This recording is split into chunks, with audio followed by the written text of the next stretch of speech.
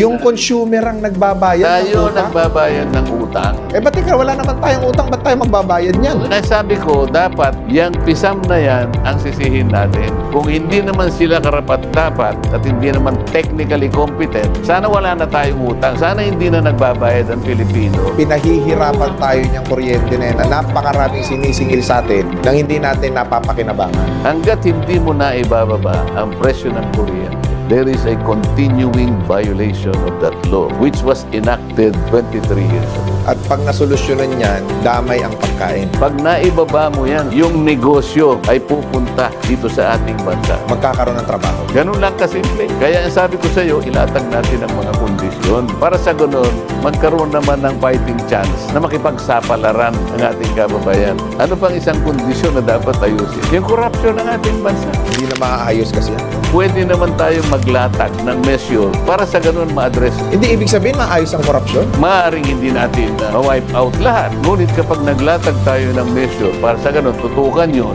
may naniniwala naman ako na makakabawas-bawas naman tayo. Lahat ng mabawas mo sa corruption, ito ngayon ang papasok na public services. Lahat ng Mapupunta sa matitipid mo, mapupunta sa tao. Ano yung paraan? Ibahin natin yung methodology ng Commission on Audit.